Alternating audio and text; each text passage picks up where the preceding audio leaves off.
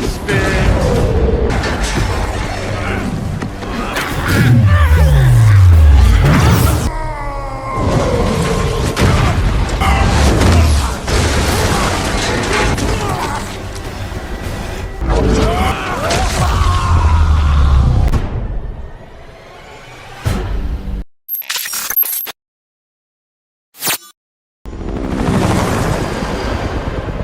Film diawali dengan ngelalapruknya sekelompok orang di sebuah bukit bernama Bukit Kematian yang terletak di Cerro de la Muerte, Costa Rica. Seorang dokter sekaligus ilmuwan bernama Dr. Michael Morbius terlihat beliau ini seperti yang kurang sehat. You a doctor? I am a doctor. Meski sudah diperingatkan kalau kita seharusnya tidak di sini karena ini merupakan tempat terlarang dan berbahaya, si dokter tetap saja kekeh and merekadawang yang ternyata gua tersebut merupakan sarang dari kelelawar vampir yang akan si dokter tangkap guna untuk keperluan penelitiannya. What are you using as bait?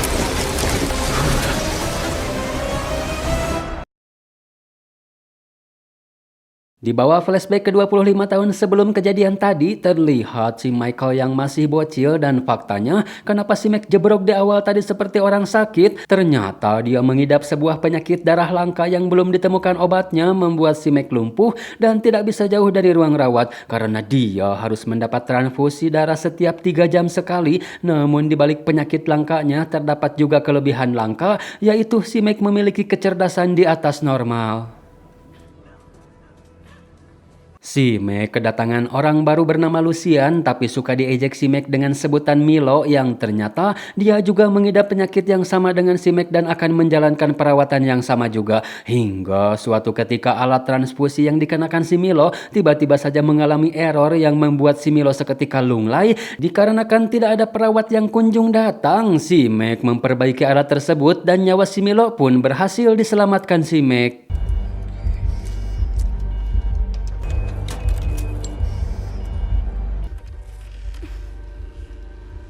Dari situlah kecerdasan dan kejeniusan si Mac mulai tercium karena untuk membuat alat tersebut butuh satu tim ilmuwan profesional dan berpengalaman. Lain dengan si Mac hanya bermodalkan besot pulpen cetrekan saja, dia sudah bisa memperbaiki alat transfusi tersebut, di mana hal itu tidak terpikirkan sedikit pun oleh si dokter bernama Nicholas. Dia akan merasa bersalah dan tidak akan bisa memaafkan dirinya jika ada suatu bakat luar biasa yang tersia-siakan. Maka dari itu si dokter akan membantu si Mac supaya bisa masuk ke sekolah anak berbakat di New York dan meyakinkan mereka supaya mau menutupi biaya pendidikan dan menyediakan perawatan khusus untuk si Mac. Singkat waktu, si Mac pun menyetujui permintaan si dokter Nicholas dan membuat sepucuk surat untuk si Milo kalau kepergiannya itu untuk mencari obat supaya bisa menyembuhkan penyakit kita. Dan tahun demi tahun pun telah berlalu hingga tiba saatnya di mana si Mac wisuda. Dia bisa menyelesaikan gelar doktornya sebelum menginjak usia 19 tahun. Kejeniusannya yang di luar nurul juga menjadikan dirinya sebagai otoritas terkemuka di dunia dalam kategori penyakit yang ditularkan melalui darah dengan pengembangan terhadap darah artifisial dan telah menyelamatkan lebih banyak nyawa ketimbang metode pendahulunya yaitu penisilin. Michael Morbius, please step forward. 25 tahun pun telah berlalu dan kini nyambung ke scene yang di awal tadi, di mana si Mac yang berhasil menangkap ratusan ekor kelelawar untuk melakukan serangkaian eksperimen demi menyembuhkan penyakitnya, dan temannya si Milo juga orang-orang lainnya yang kurang beruntung dengan mengidap penyakit yang sama, dibantu oleh seorang dokter lainnya bernama Martine. Namun sayang seribu sayang, eksperimennya harus kandas. Hal itu ditandai dengan matinya si Jerry yang menjadi kelinci percobaan. Dr. Morbius, it's Anna. Belum selesai dengan masalah eksperimennya, si Mac harus menangani dulu pasien khususnya yang sedang kritis. Dikarenakan si Mac ini sangat ahli, dia bisa mengatasinya dengan mudah. Dan keajaiban lain pun kini tercipta dengan hidup sehat walafiatnya si Jerry. Michael.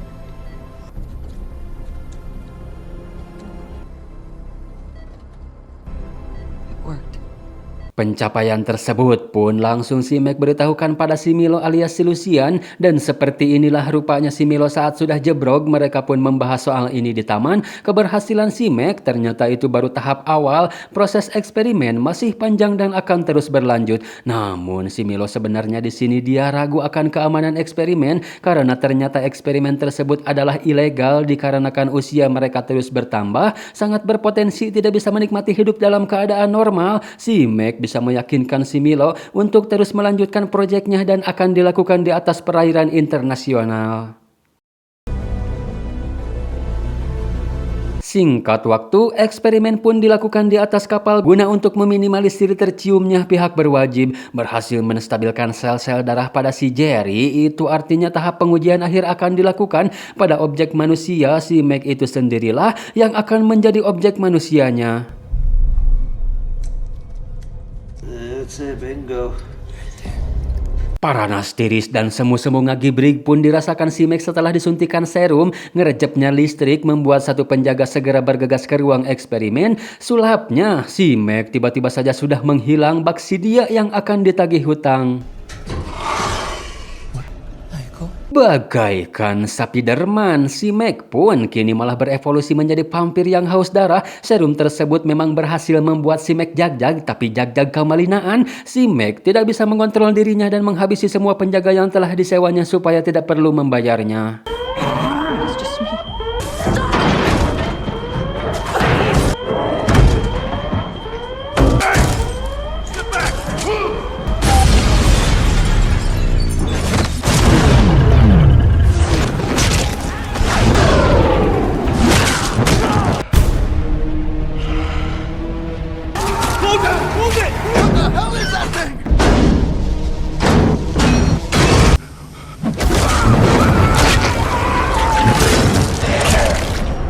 Si Mac yang hasrat haus darahnya sudah terpenuhi, kini dia kembali ke bentuk normal dan semu-semu kaget terheran-heran melihat orang-orang sudah ketiwasan. Sulapnya lagi, si Martin bisa selamat dari cupangan si Mac. Untuk mengetahui apa yang telah terjadi, si Mac pun mengakses CCTV dan alangkah kagetnya dia kalau ini semua ternyata disebabkan oleh dirinya sendiri. Lantas si Mac pun mengirim sinyal SOS untuk meminta bantuan. Tujuannya supaya si Martin segera mendapat perawatan. Setelah itu, si Mac-nya sendiri kabur dari sana.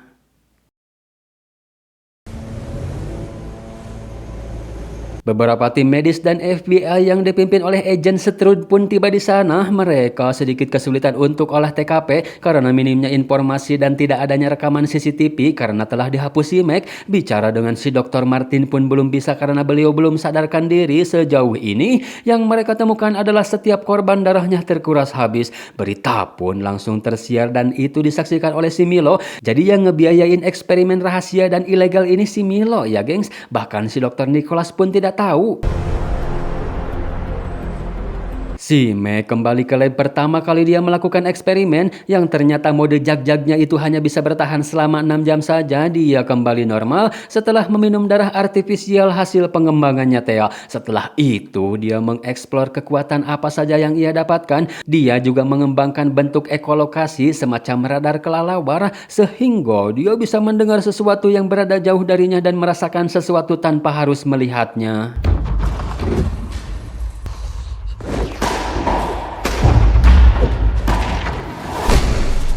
Namun darah artifisial rupanya berangsur-angsur daya tahannya semakin memendek. Yang jadi pertanyaan si Mac, bagaimana jika darah artifisial sudah tidak efektif lagi? Dia pun mencoba hal tersebut dengan mengisolasi diri tanpa ada satu kantung darah pun di sana. Illness returns with vengeance. Eventually, my vitals drop precipitously. A choice.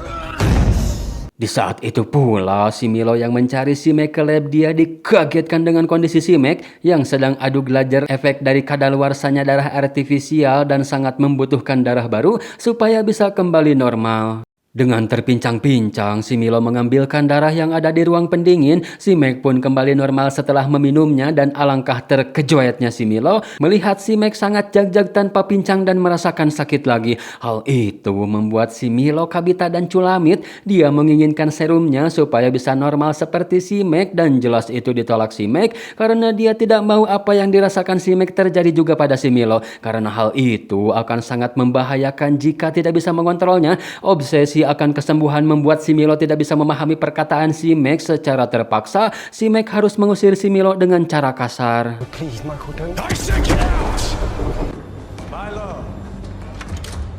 Di sisi lain, agen FBI mendatangi si Martin untuk menanyakan perihal apa yang telah terjadi di kapal waktu itu. Tapi si Martin dia pura-pura belum bisa mengingatnya dan masih butuh waktu untuk itu. Tidak mau pulang dengan tangan kosong. Mereka menanyakan apakah benar si Martin bekerja di Horizon Lab bersama dengan Dr. Michael Morbius. Yes. Sure. Let's go.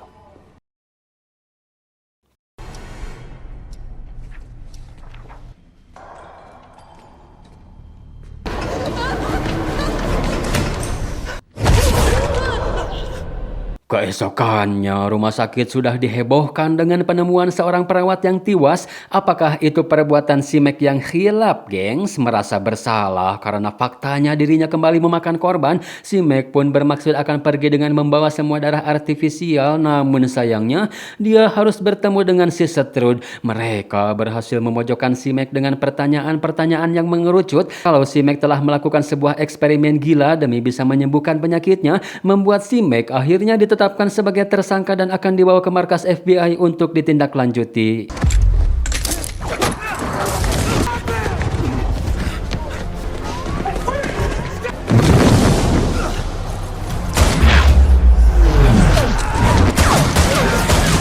Saat akan kabur, entah apa yang telah terjadi karena hal itu membuat si Meg akhirnya tertangkap dan tidak bisa melakukan lagi perlawanan. Singkat waktu, si Meg yang sudah berada di sel tahanan dikunjungi seseorang yang mengaku sebagai pengacaranya yang ternyata itu adalah si Milo. Si Meg pun menceritakan kalau dirinya dituntut atas kasus pembunuhan, padahal hati kecilnya dia tidak merasa telah membunuh si suster. Namun kalau mengingat ke belakang, hal itu bisa saja dilakukan si Meg tanpa sadar. Si Milo yang tidak percaya kalau sahabatnya adalah seorang pembunuh, dia berjanji akan membebaskan si Meg dari sini. Time's up.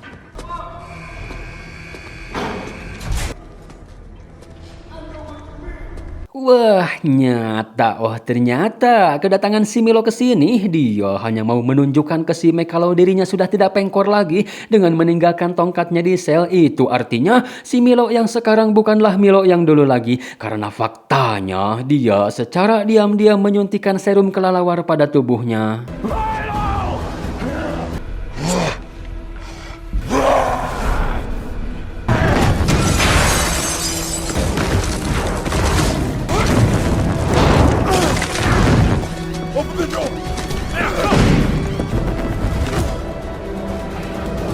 Hal yang ditakutkan si Meg pun kini terjadi. Si Milo tanpa ragu dia memangsa manusia sebagai pemuas hasrat kehausannya. Hal itu dapat didengar si Meg dari jauh dan bisa melacak keberadaan si Milo.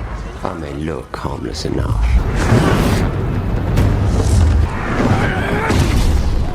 Karena sudah terlanjur, si Meg pun minta si Milo supaya ikut dengannya untuk mengakhiri ini semua. Namun si Milo yang baru merasakan hidup normal, bahkan saat ini kita bisa melakukan apapun dan pergi kemanapun sesuai dengan apa yang kita inginkan. Si Milo justru malah ngajak si Meg untuk menikmati kehidupan barunya ini, dan jelas itu pasti dapat penolakan dari si Meg.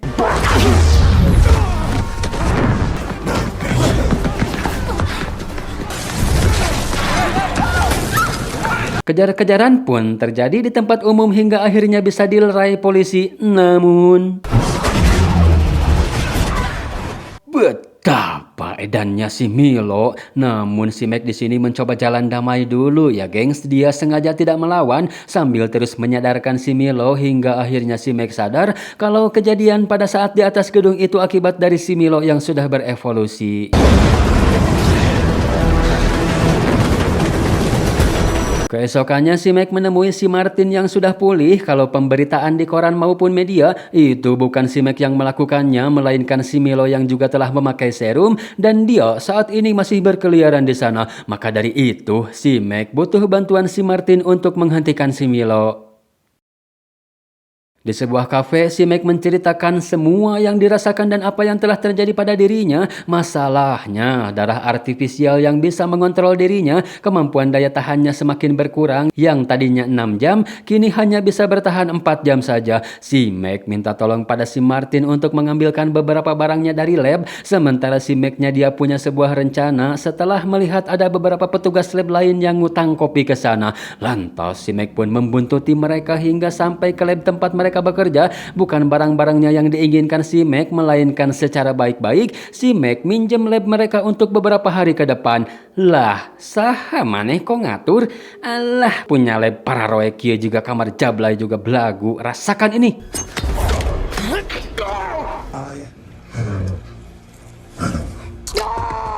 The metacarpals? Allow me to introduce the phalanges. You can go now. Baiknya si Mac, dia memberi resep untuk menyembuhkan jari-jarinya yang patah dan akan sembuh dalam 6 hingga 8 bulan. Setelah itu, si Mac mulai mengcustom lab guna untuk keperluan penelitiannya.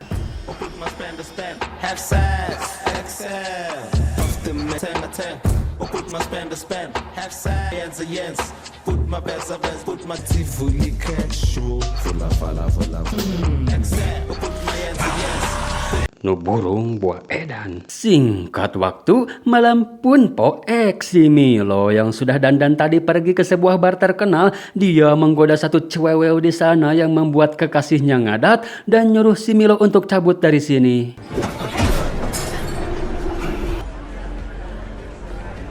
Rupanya si Milo menunggu di sana sampai mereka keluar dari bar. Tidak tanggung-tanggung, ketiganya si Milo kenyot tanpa tersisa.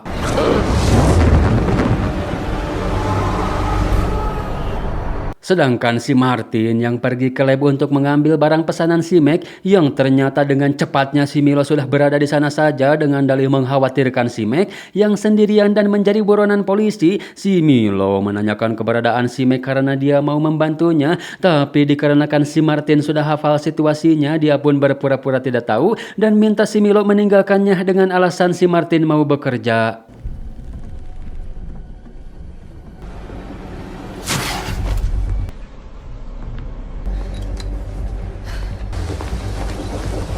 Singkat waktu, si Martin sudah di lab rampasan bersama si Mac. Namun hari pertama penelitian si Mac harus dibuat gagal fokus karena melihat darah dari tangan si Martin yang terluka. Si Mac pun pergi keluar untuk mencari angin terlebih dahulu. Yang tidak lama si Martin pun datang nyusul dengan sudah membungkus lukanya. Tapi hal itu ternyata terpantau si Milo dari kejauhan. Close your eyes.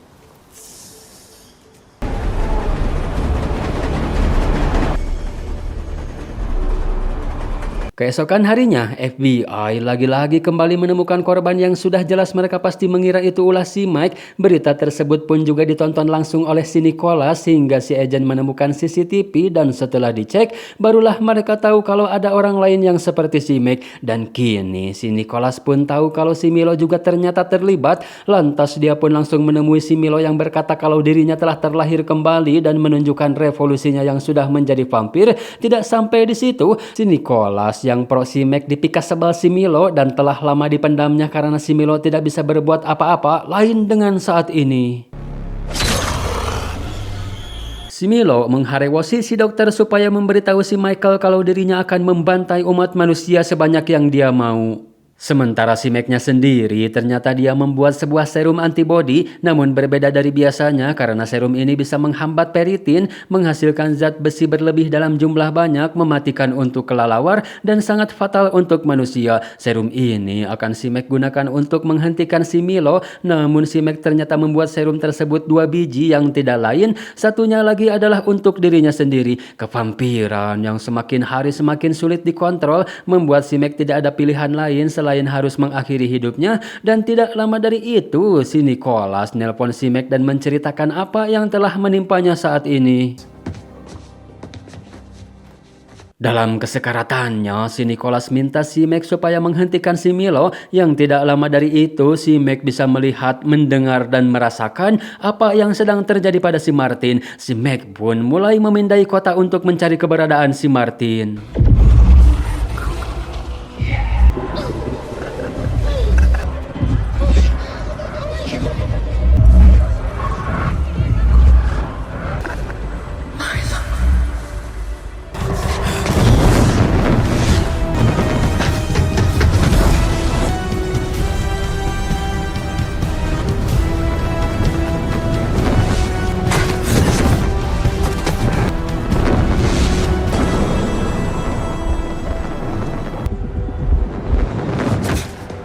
Apakah si Martin akan baik-baik saja karena dia telah tercupang si Milo? Namun sebelum ajalnya menjemput, mereka sempat-sempatnya barter zigong, dan di saat itu pula si Martin juga sempat menggigit mulut si Mac hingga berdarah. Tanpa mengurangi sedikit pun rasa penasaran kalian, secara terpaksa adegannya tidak ditampilkan. Cupangan kedua pun si Martin dapatkan dari si Mac. Pertama kali mereka adu mekanik, si Mac tidak melakukan perlawanan ya gengs. Namun kali ini dia telah kehilangan dua orang terdekatnya yang disebabkan oleh si Milo. Jelas hal itu membuat si Mac sangat murka. That's the spirit.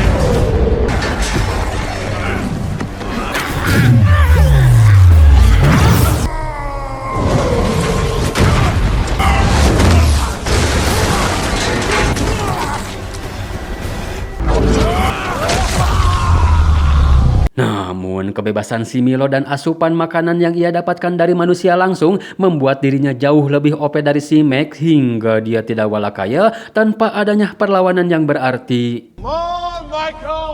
Come on! Tapi semua itu seketika berubah tatkala si Mac gogorowokan yang ternyata itu adalah sebuah panggilan pada kelelawar yang dia tangkap di awal film tadi.